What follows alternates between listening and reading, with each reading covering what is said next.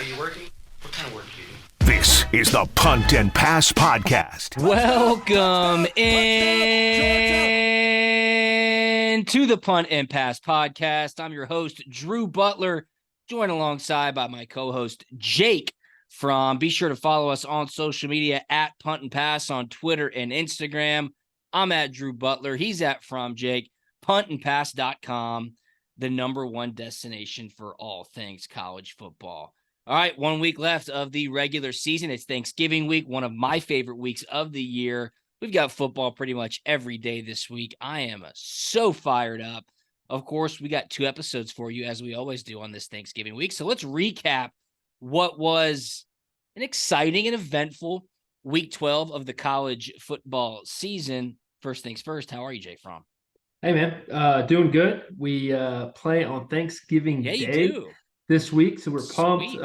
It is a fast-packed and jammed week, but, man, excited to be here to talk about the great college football that took place this weekend and obviously to talk about the Dogs. And, man, they just keep on rolling. Yes, they do. I got some unbelievable stats and streaks to update everybody on. But before we do that, this episode of Punt and Pass is presented to you by Solomon Brothers Jewelers. Family owned and operated since 1982, Solomon Brothers has the largest diamond and jewelry inventory in the Southeast. I took Jackie to Solomon Brothers in Buckhead on Friday. We went and saw Jaron, and their showroom gets better each and every time we visit. Simply the best. 17th floor, Tower Place. When I say they have a full-service bar and TVs for guys to sit on these lounge chairs and watch whatever sports are on and get a cocktail or get a cold beer, I mean it. Go check out my social media. I posted pictures of me hanging out at Solomon Brothers, and Jackie had an unbelievable time. They have unmatched inventory, the highest quality jewelry and diamonds guaranteed. They offer interest-free financing. They do custom jewelry designs. They have lifetime diamond upgrades, and the service is simply unmatched. 2 amazing locations. One is in Alpharetta, just past the Avalon. The other one that I just told you about, 17th floor, Tower Place. Now is the time, guys. It is officially holiday season, and the store is for anyone with any budget. When you go there, just tell them Punt and Pass sent you. Tell them Drew Butler sent you. Tell them Jake Fromm sent you, and you can get 10% off your jewelry purchase. Check them out on social media at Solomon Brothers, SolomonBrothers.com. Jake, I know for a fact that once you get back in town, you'll be taking Miss Caroline straight over to Solomon Brothers. She deserves it. How's she feeling, by the way? Yeah, she deserves it. Absolutely. She's feeling good. Okay, good. Just keeps getting bigger every day. In a good way. She's pregnant, in a for good those way. that remember. Yes, of course. In a good way. So, man, we're just excited. We're blessed and, ready for a little man to come on out. No doubt about it. Congratulations to you guys once again. All right, let's recap what happened last weekend across college football, and we'll start with the number 1 team in the land. That, of course, being the Georgia Bulldogs. They went up to Knoxville to take on Tennessee. This game was 3:30 SEC on CBS. You knew that they were going to get Tennessee's best shot. The vibes looked pretty awesome up on Rocky Top. Dolly Parton walked out with Peyton Manning. They pulled out all the stops. They did. First play of the game, Jake Fromm, Jalen Wright, house call, untouched. You're sitting there going, okay, you probably thought Tennessee would score first if they got the ball first. You probably didn't think it would happen on the first play. You might have thought to yourself, here we go. But then Georgia just absolutely suffocates Tennessee for the rest of the game. Tennessee musters up a measly 3 more points. Georgia wins 38-10, 2 for the 3rd straight regular season, Jake. They go undefeated in conference play, the first time that's ever happened in SEC history. Simply unbelievable. Yeah, what a run that this team is on, this program. Under Kirby, man, they are just getting after it, getting after people. Just the consistency week in, week out. It is tough to do. To get 18 to 22-year-old young men to buy in and week out, to play at a certain standard, to play at a certain execution level. There's opportunities week in and week out to play these kind of games.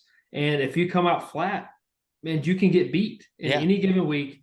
But they still find a way to elevate their game, elevate their play, play better than obviously the opposing team, and keep stacking up these wins and keep going on a run.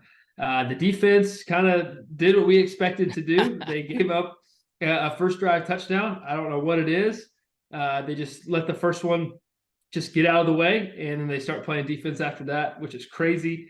Because after that, they score 3 points in the second quarter, don't score at all in the second half.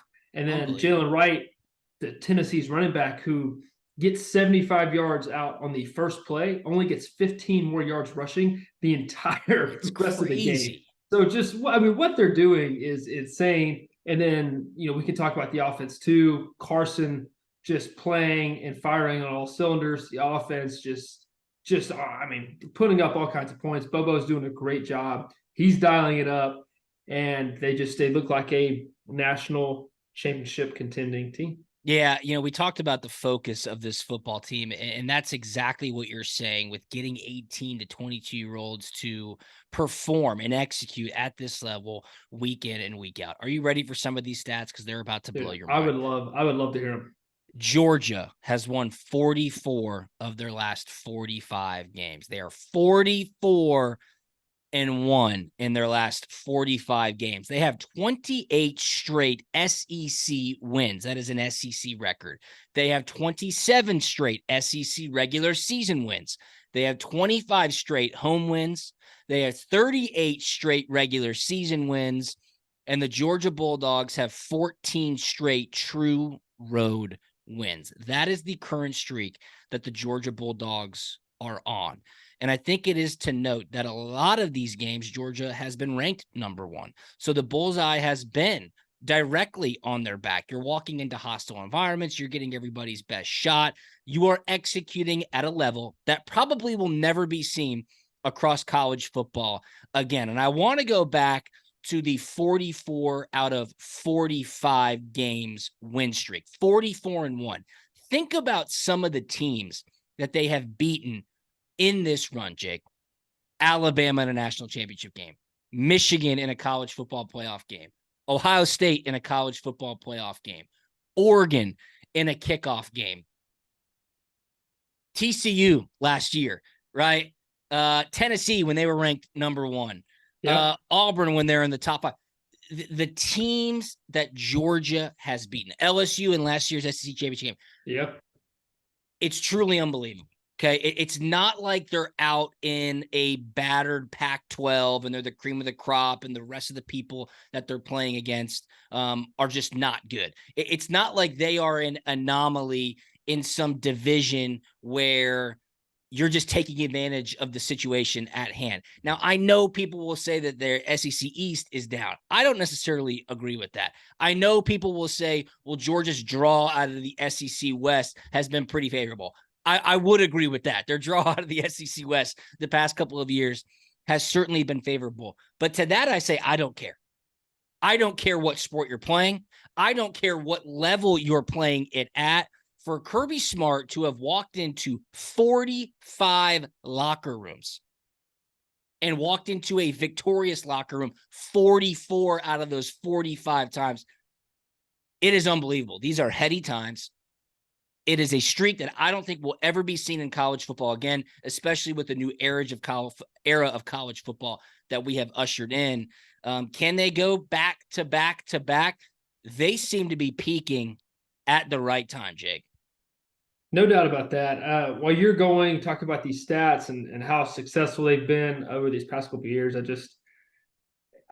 I think about to the firing of Coach Rick, to the hiring of Kirby Smart, and things were fine. Things were good. 10-win seasons, 9-win seasons are good seasons. Yeah, not great seasons, but they're good seasons. And then you hire a good coach and you elevate your program. That's the same thing Auburn tried to do. Yeah. They fired Gus Malzahn, had the same thing, 9-win season, 10-win season. Maybe couldn't quite get over the hump of beating Alabama enough times. But then they hired Harsin, hired Hugh Freeze, and they just lost to New Mexico State yesterday. So two opposite ends of the spectrum. No question. just be thankful because it turned out in the right direction. That's all I Yeah, gotta say. there's really nothing else to say in regards to that. The timing of which Kirby Smart got hired at Georgia could not have been better. You brought up the firing of Coach Rick. That was at the end of the 2015 season. It was time, and I think Coach Rick probably now would admit that it was the right time. Obviously, he wasn't happy with how it all went down. He goes to Miami. Kirby Smart had been flirting with South Carolina. Remember, Coach Spurrier had resigned at South Carolina or retired at South Carolina in the middle of that season. So it seemed like the writing was on the wall that South Carolina was going to go all in to get Kirby Smart because he had kind of put the tea leaves out there that it was his time to go be a head coach somewhere. So Coach Rick gets let go at Georgia. It's the perfect opening for a reuniting of Kirby Smart and his alma mater at Georgia. I would love to know this. And if anybody's listening wants to look up this statistic, please do so. And please let me know. Coach Rick is getting inducted into the College Football Hall of Fame the first week of December. How many times in the history of college football have there been two head coaches that are Hall of Famers that have been at the same school in successive years? Coach Rick and then Kirby Smart. I mean, Kirby Smart obviously is not in the College Football Hall of Fame yet, but he will be in the College Football Hall of Fame. So to what you just said about Auburn, trying to find the right coach, Georgia had a Hall of Fame coach and then made the right decision to go hire Kirby Smart. And obviously he brought his ways, and the entire athletic association and administration at Georgia bought in to what he was selling, and it's worked out to the best possible scenario. So has there ever been, I'm sure there has, I'll be very interested to see who it may have been. What colleges, football teams have had Hall of Fame coaches in succession? Did Lloyd Carr take over for Bo Schembechler at Michigan? Because those would be two. I don't know. I find it fascinating. And Jake, you just got me thinking about that by talking about how hard it is to find great coaches in college. Yep. Yeah. I mean, what a blessing to be a Georgia fan for sure. The times are good, man. Let's just ride this wave out, see where it goes. I mean, even if it doesn't quite end the way everybody wants it to at the end of the season, I mean, this run has been pretty incredible to watch for sure. No question about it. All right, maybe some news that people didn't exactly like to hear, especially if you live down in the Tallahassee, Florida area. If you're a Florida State fan, we're gushing about Georgia and these win streaks that they're on. Florida State, obviously a great story this season. They are undefeated. They're playing their cupcake game before rivalry week against North Alabama. If you're on social media, you're scrolling through and you see Jordan Travis just snapped his lower leg in half. Devastating leg injury for a guy who had a lot of Heisman hype throughout the entire year. An unbelievable story, sticking through it at Florida State, coming back for his last year, sticking with Mike Norvell. This team is undefeated. And unfortunately, Jake, he is out for the season, their starting quarterback. A great story all season long. Florida State, of course, wins that game. Now they're going to the Swamp, 7 p.m. Eastern, Saturday night this week. That game, watch out. Run your radar up on that game because that will be a live atmosphere. Prayers up to Jordan Travis. He posted yesterday that he's doing okay. Surgery went well. He's rooting for his boys. But my question to you, Jake, and I've been saying Florida State is one of my favorite teams all season long. Do you think Florida State is still a college football playoff team? If they go undefeated, if they beat Louisville in the ACC championship, do you think there's a discussion among the committee that says, well, they squeaked by Louisville. They're missing their starting quarterback. Could they be on the outside looking in simply because they don't have their starting quarterback if they end up undefeated and ACC champions? Yeah. Me and a couple teammates were watching the game live when it happened. Just hate it for Jordan, man. Oh, It's that brutal. It's that hip drop tackle the league's been talking about a lot, about trying to outlaw. If you don't know what I'm talking about, maybe kind of look it up. It's when a defender's trying to tackle the ball carrier from behind, and he kind of just drops his feet, and then it really kind of puts a lot of weight on the leg and the ankle of the ball carrier. And man, just super unfortunate. Love what you said. I mean, definitely be praying for him and his family. That's tough because he was Mm-hmm. taken that team exactly where they wanted to go. No doubt. Was looking like things were on the rise and on the up for him. And I don't think that they can be the same team without him, just because of how dynamic of a player he is. And I think the committee really needs to, or they're going to have some very difficult conversations, because if Oregon wins out and beats Washington in the Pac-12 championship, to me, watching, I mean, this is a quarterback-driven league, No doubt. and they make the things go. And right now, Bo Nix is a Heisman candidate. Like, how do you leave that team, that caliber player, out of an opportunity to play in a college football game? It's going to be tough. I hate it for Florida State. I mean, at the end of the day, they still have to go win two very tough football games. Oh yeah. Got to play Florida, who should have beaten Missouri last week. I know. At home, or excuse me, on the road playing in Missouri. And then they got to play Louisville too, who's a really good football team as well in the SEC championship. So they have their own troubles to worry about before we can really dive in and talk about this. But as of right now, I think it's going to be really, really tough, I think, for Florida State to get in, to squeak into that fourth spot. Okay, so you're saying, hold your horses, it's not a foregone conclusion that they win these two games without Jordan Travis. And look, I think that's a pretty pragmatic thing to say. It will be tough. It is important to note that the quarterback stepping in at Florida State, I'm pulling up his name right now. Rodemaker. Okay, and this was Mike Norvell's first recruit. So this is a guy that Mike Norvell believes in. This is a player that has trusted this coach for a long time. And what's his name again? Tate Rodemaker. Do you know him? What's his story? I don't think I know him. I bet you he knows you. I was just watching the game, and saw him play for a little bit, and I mean they were down like 14-3 or 14-0 against North game. Alabama. Yeah, when Jordan got hurt, so he came in and had a lot of success. So from Valdosta, I didn't know he's from Valdosta, Georgia. Okay, okay, yes, all right. I was making sure. So I do know. I think I know his older brother. I believe did some quarterback camps back in the day with the Rodemakers. So yeah, I am familiar with them and his family. All right, well, that would be cool. Tate Rodemaker, a junior. He's 6'4", 200 pounds. This season, obviously, he's gotten in to some games. He's at almost 400 yards passing, 5 touchdowns, 0 picks. So, look, going into the Swamp, 7 p.m., rivalry week, nothing would make Florida fans happier, and nothing would make Billy Napier happier than upending Florida State's undefeated season, even if Jordan Travis is not on the field. So that is a game that we will certainly circle on this punt and pass later on this week. All right, Washington stays undefeated, Jake. They beat Oregon State on the road in Corvallis. I was on the wrong side of that game, 22-20. That was a tough, gritty win. And look, Washington's been piecing together these wins. They're going to take on Washington State in the Apple Cup this weekend. And then it looks like they're going to turn around and play Oregon for round 2, the Pac-12 championship game, which, look, championship weekend is setting up to be sick. You'll have Alabama, Georgia. You'll have Oregon, Washington. You'll have Florida State, Louisville.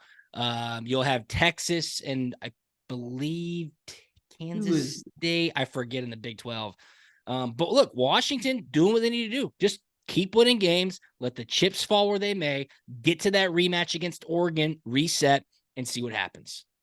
Yeah, it's going to be fun to watch. Like, I'm torn on this Washington football game because I don't know whether to lean on, well, hey, they're just resilient and finding a way to win, and that's their best trait. Like, they just find a way to grit and grind these games out. Or am I, man, they're just not as clean and just as effective as they were earlier in the season when maybe they played Oregon. And right now, you look at Oregon, the eye test is, man, unbelievable. They're rolling right now.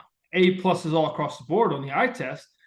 Just can't stop them. So I don't know how to lean on this Washington football team right now.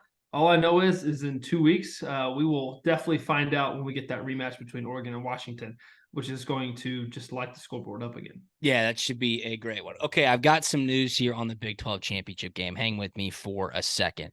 Over the last week, the Big 12 Conference has had to issue several statements clarifying the tiebreakers it uses to determine the participants in its football championship.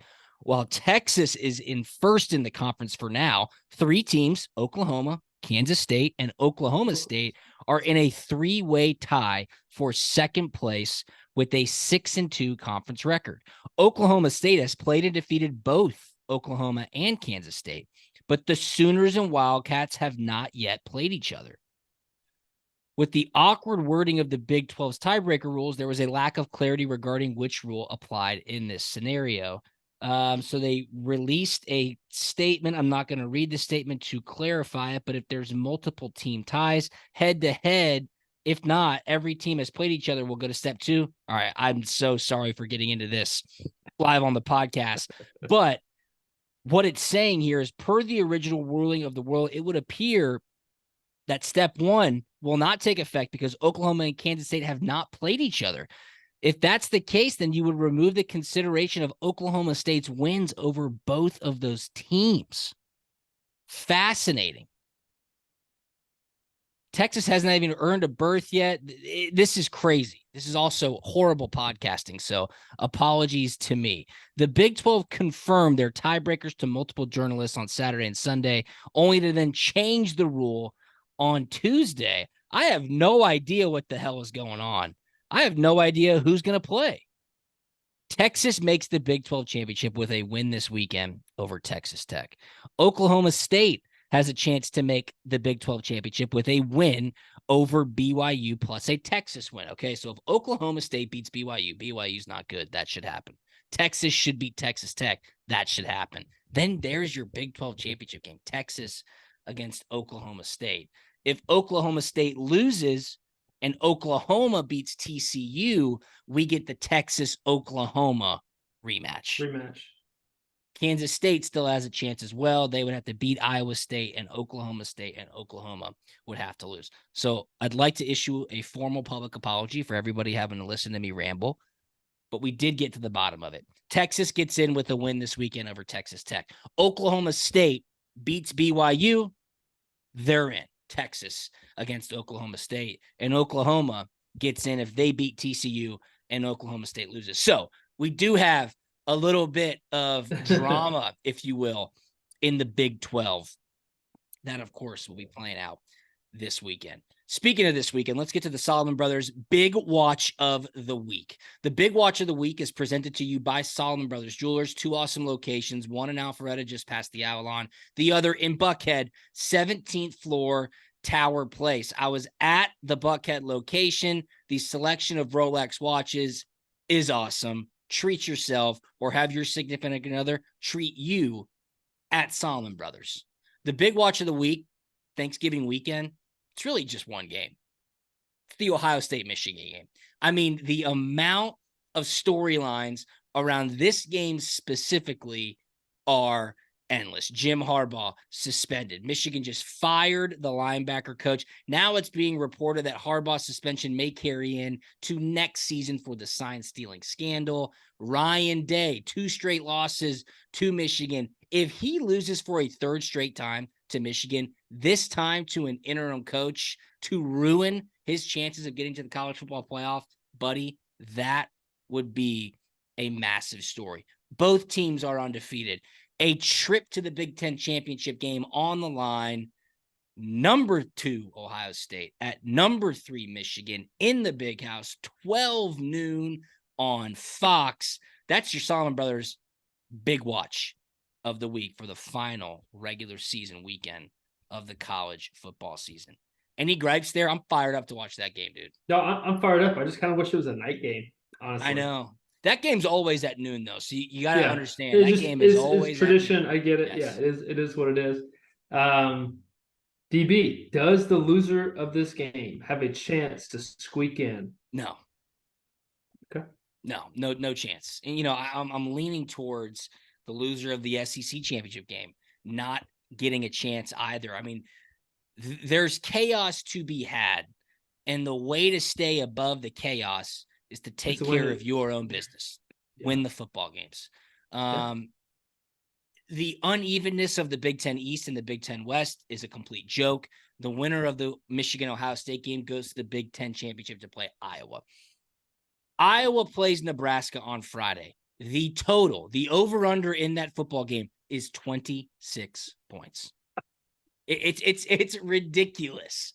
It is ridiculous. Oh my goodness. 26 points total. Come on.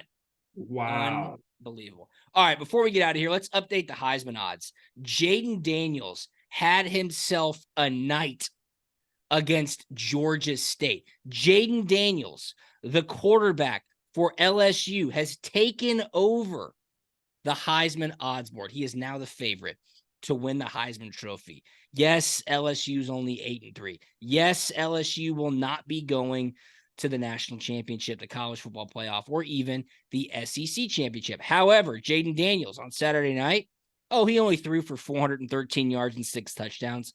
He only ran for 96 yards and 2 more touchdowns. His stats on the season, Jake, they're pretty unbelievable. Almost 3,600 yards passing, 36 touchdowns, only 4 interceptions.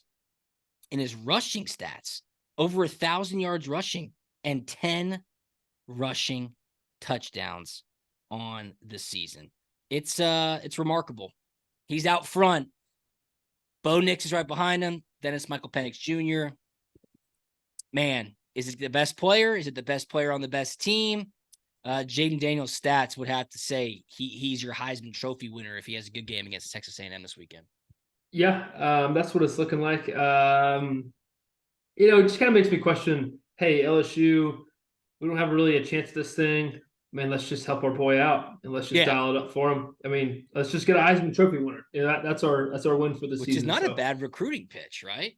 Not a bad recruiting pitch at all. It helps everybody, hurts nobody. If you get a reference there on that one. Love that. Helps everybody, hurts nobody. Hurts nobody. No, you're exactly right. But he's a great player, honestly. Just he somehow makes college football look like high school football. The way he's able to run around, be dynamic with his feet, with his arm, do all the things he's doing. And this Texas A&M LSU game just always finds a way to be crazy, hectic, and coming down to the wire. So it'll be fun to watch that one.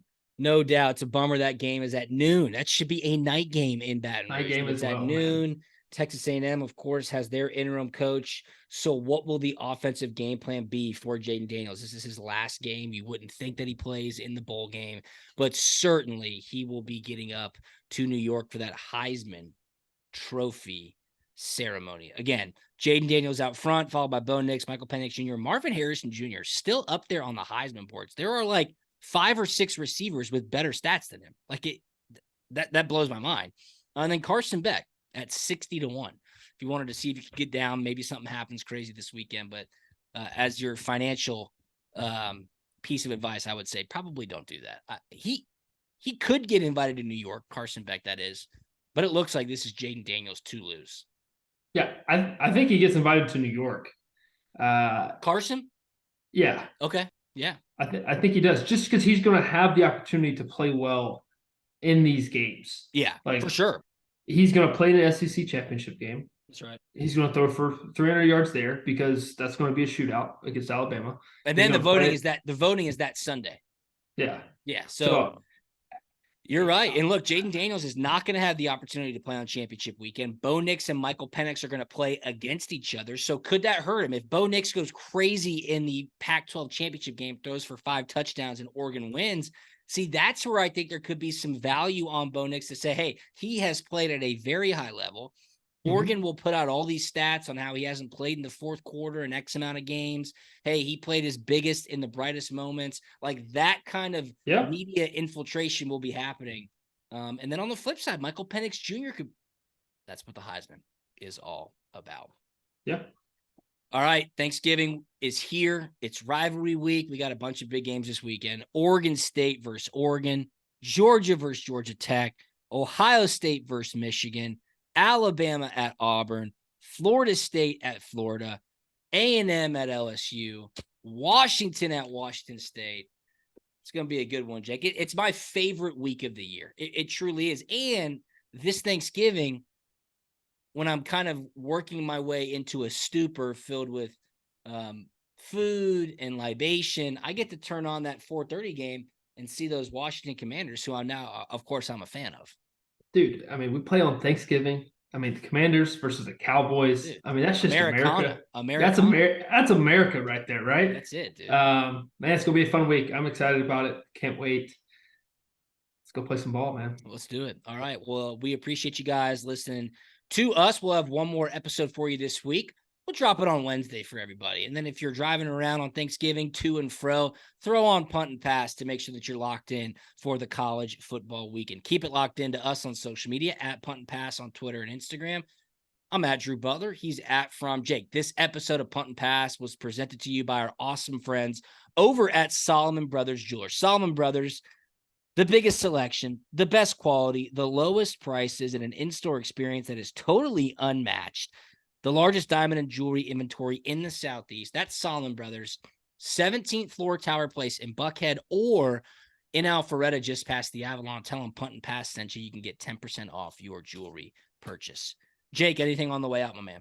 No, man, we gotta be thinking about the future, thinking about Thursday, Yes. big Thanksgiving meal. Yes. Get your exercise in early, smaller meals early in the week so we can go to town on Thursday and eat good.